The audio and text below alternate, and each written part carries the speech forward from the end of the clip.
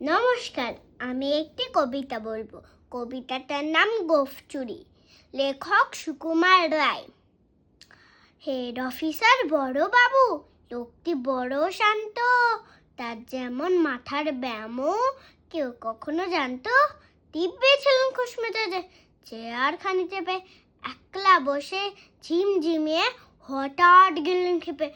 আটকে উঠে হাত পা ছুঁড়ে চোখটি করে গোল, হঠাৎ বলেন, গেলুম গেলুম আমায় ধরে তোল।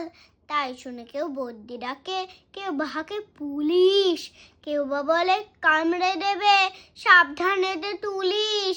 ব্যস্ত সবে এদিক ওদিক করছে ঘোরাঘুরি, বাবু হাঁকেন, ওরে আমার গোঁফ গিয়েছে চুরি। গোঁফ হারানো আজব কথা, তাও কি আর সত্যি? গোঁফ চোরা তো তেমনি আছে, কমেনি এক রত্তি। সবাই তারে গুছিয়ে বলে, সামনে ধরে আয় না, মোটেও গোঁফ হয়নি চুরি। কখনোটা হয় না, রেগে আগুন তেলে বেগুন তিন্নি বলেন তিনি। কারোর কথার ধার ধারেনি, সব বেটাকে চিনি।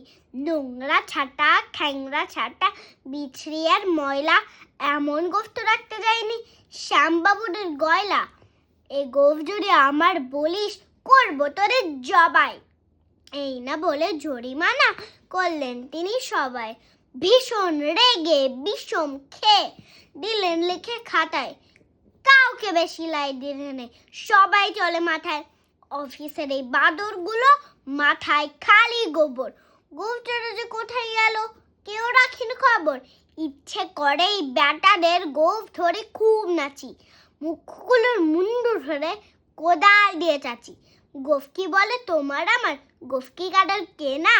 গোঁফের আমি গোঁফের তুমি, তাই দিয়ে যায় চেনা। গোঁফের আমি গোঁফের তুমি, তাই দিয়ে যায় চেনা।